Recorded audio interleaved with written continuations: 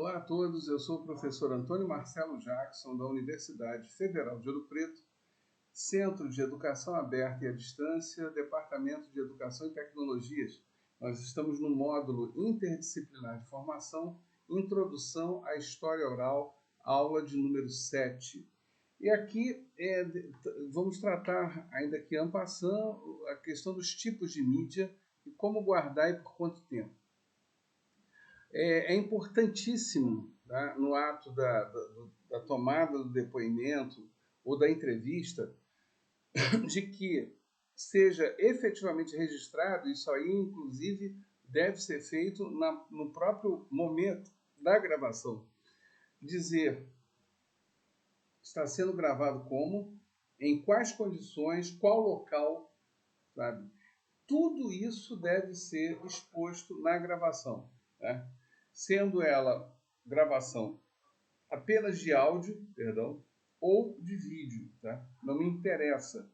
Estamos gravando aqui em vídeo o depoimento do fulano de tal, estamos na sua residência, hoje é dia tal, hora tal.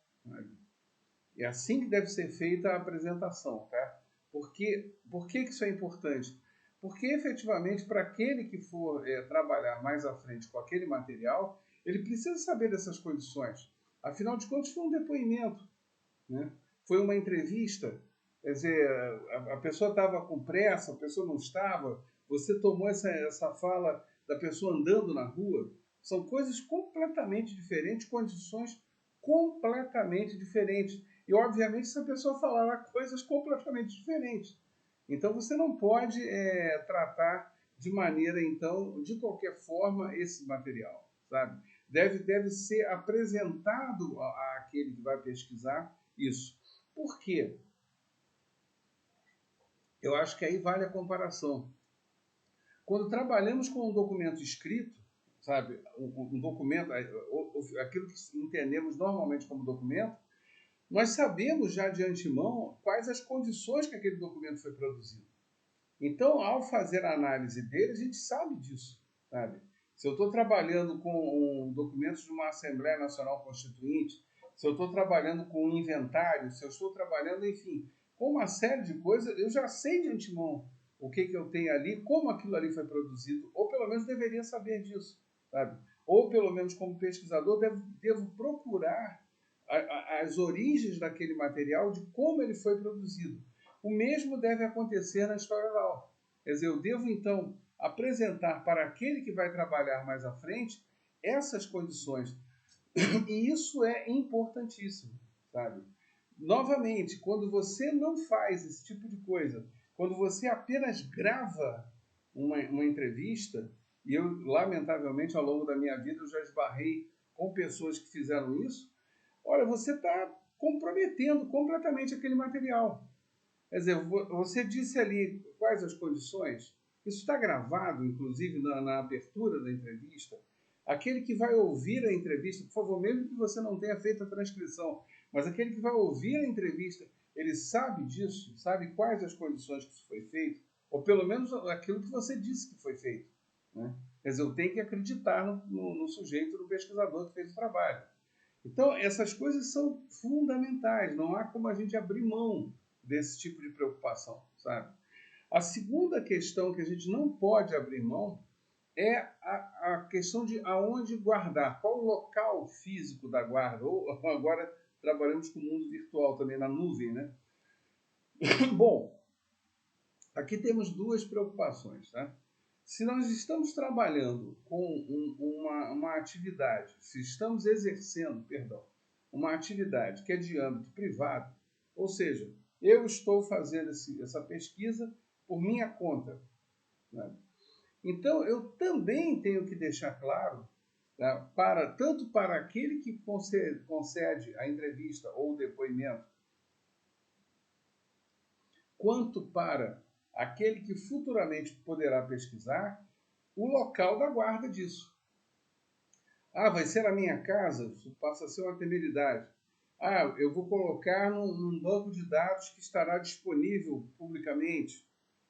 Existem bancos de dados gratuitos até na internet, que nós podemos, ou antes, sites que podemos transformá-los em banco de dados. Isso é possível? É. Não há inconveniente nenhum nisso. Agora, devemos deixar claro para aquele que vai posteriormente desejar o acesso a isso, aonde está guardado. Quer dizer, não tem validade nenhuma se eu simplesmente falar para o mundo que eu fiz gravações, que eu entrevistei pessoas, que eu colhi depoimentos de pessoas, mas não disse onde eu guardei esse material. Ah, não, mas basta a minha fala do que eu gravei. Não basta não, sabe? Aí é uma outra preocupação que todos devem ter e ter clareza sobre isso. Não, o que nós estamos fazendo é a produção de um material que futuramente poderá servir de base de pesquisa, de análise. Tá? Ora, então esse material que eu estou produzindo, que é a gravação, que é, depois a gente vai trabalhar com isso, a transcrição, etc., são coisas que deverão estar colocadas e deverão estar, de alguma maneira, acessíveis a outros que desejam pesquisar isso. Nada impede que seja no âmbito privado. Então, por exemplo, nós temos instituições privadas, como a Fundação Getúlio Vargas, por exemplo, que ela tem suas gravações, seu material. Alguns eles disponibilizam gratuitamente, outros você tem que pagar taxas, afinal de contas aquilo é um trabalho. Então você não vai acessar gratuitamente. Ou então você tem universidades públicas, como a Universidade Federal Fluminense, que possui um centro de pesquisa de história oral que é gigantesco e tem trabalhos extraordinários nesse sentido. E aí a coisa já é mais tranquila, sabe?